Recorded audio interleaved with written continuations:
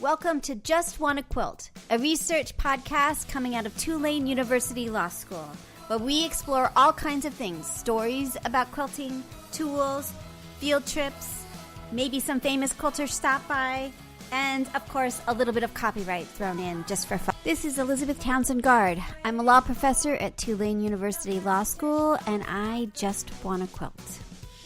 So today our guest is Rebecca Tushnet. She is a law professor at Harvard Law School. She is amazing. She is known for First Amendment issues, for fan fiction, for trademark, and copyright. She's a huge person in our field. I adore her. She's super smart, and she's coming to talk to us about trademark and a little bit about copyright. My name is Rebecca Tushnet, and right now I'm in Arlington, Virginia. Awesome. And what's your first memory of someone sewing or quilting in your life?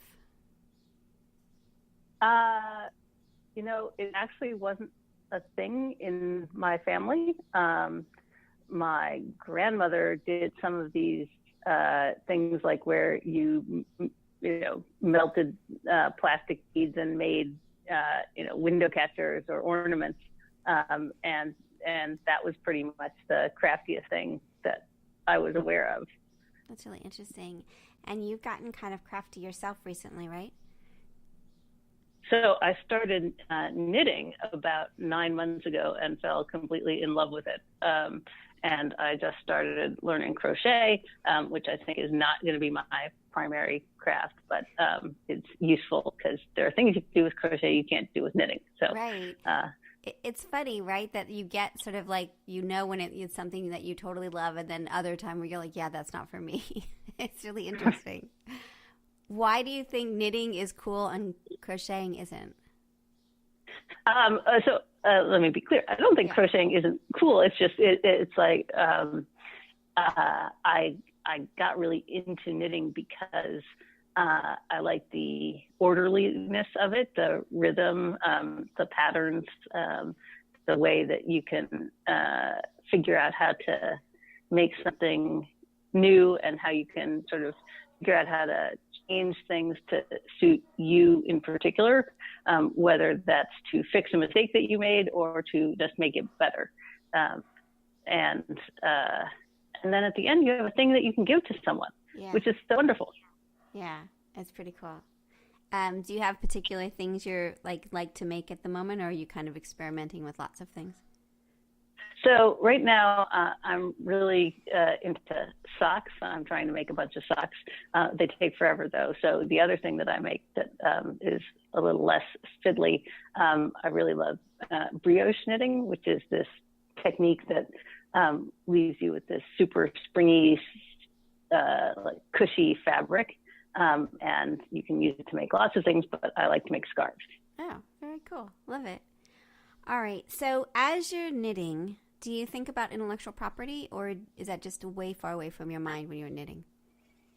Well, so, I have never actually believed in originality, even before I got into intellectual property. I always saw things as iterations of things that had gone before, and whether some of them are good iterations, some of them are bad, some of them are so. But for me, knitting something out of a pattern is actually like creating pretty much anything. There may be more or less in the way of instructions. I've started knitting my own scarves, but they're completely based, like, even if I make a new pattern, it's based on techniques that I learned from somewhere else. So it seems to me to have great continuity with creating lots of other things. Yeah. And the question is where on that spectrum. So we do get a lot of knitting patterns and other people who make patterns upset that people stole their pattern. And do you see a spectrum of is there a point, I think about all kinds of things that we teach in law school. How do we understand when something is protectable and when it's not? Right. And I mean, I'm a pretty firm believer in in limits on rights and freedom to operate.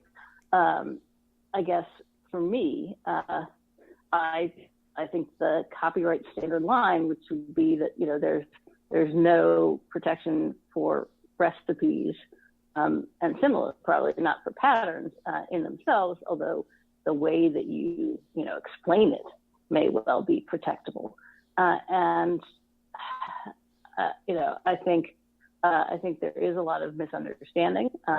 People seem to have ideas about what can be protected and also about what things like Creative Commons licenses mean that don't really match up with what a lawyer would say. And I'm also a big believer in norms too. So, I think it's fine for a community to come together and try and find agreement on the behavior that it wants to see. But the danger point is when people start making legal claims, because often those don't have a huge relationship to reality. Yeah. So it's interesting, isn't it? So a couple of things come up. So obviously the difference between the technique of whatever you're doing, like how to purl or how to, cast on or cast off, is not protectable, right? So the question then on the spectrum, then a pattern. This is for just general people who are listening. So a pattern then that says, knit 1, purl 2. The directions. Do you feel like at what point is something? Most of the time, it's not going to be protectable because it's not going to rise to the level of creativity. Is that what you're saying? It's so common that everybody does. Yeah. Yeah. At what point does it rise? Well, does that make sense? Yeah, so this is a great question. And, the Supreme Court last year decided this case called Star Athletica, where they made it much easier to protect, I think, designs of things like knitted garments. So I would say that, if you have like if you did a sufficiently new lace pattern that nobody had done before, then you probably could protect that with copyright.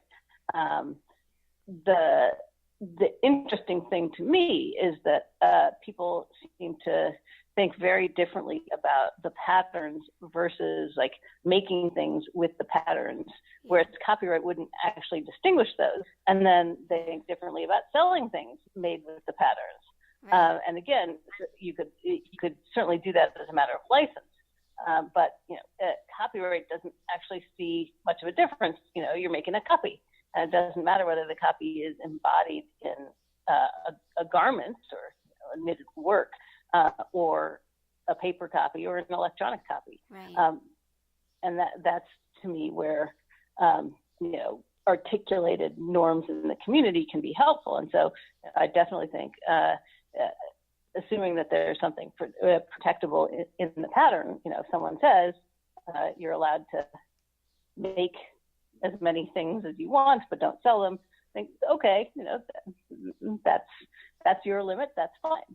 Yeah. What kind of restrictions do you, so this is really fun. So we're having these conversations over and over again, both with quilters and crafters and with law professors, and you're both.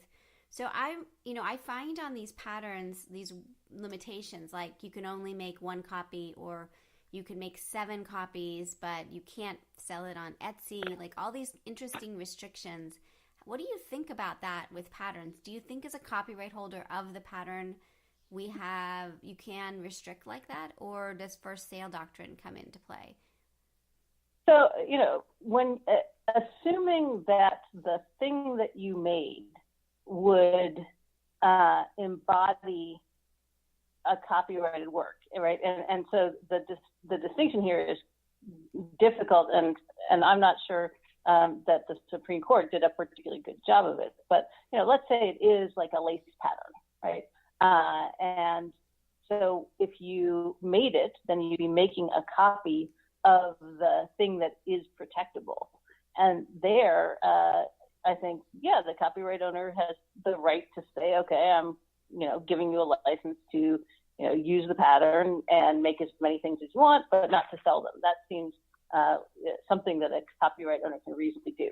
Now, where it gets a little weird is, for example, I saw a Ravelry pattern which was, to recreate the scarf that the female lead in Black Panther wore when they were hiding out from the bad guy.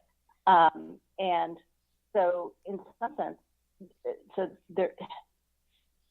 first of all, it's not clear that the scarf itself had copyrightable elements. It was just like a particular known stitch, set up for X many rows and so on. So there might not be anything copyrightable there. And also, even if there were, it seems like it would be owned by Marvel as part of its copyright in Black Panther. Although also, I think I've seen some stuff about the costume designer talking about what she did, and there's only one knitted fabric. I think the rest are woven, as a side note. But anyway, so, what kind of restrictions does the person who puts that pattern have the right to put on the pattern? Yeah. Not sure there are really any. And again, in many situations, I think it makes sense to respect their wishes anyway. But at that point, I think they really are wishes rather than legal obligations or valid license terms. Yeah, it's really interesting, right? So it kind of morphs into all the fan fiction and cosplay and fan work. So someone's out there going, oh, wait, I wanted to make that. Now, am I not allowed to make it? Am I allowed to make it? I mean, one of the things is that as we talk about copyright and trademark too, it gets people confused and weirds them out and feels like they can't do things. So how do we understand, like, okay, if you do see something and you want to make it, how do you understand like what you can and can't do?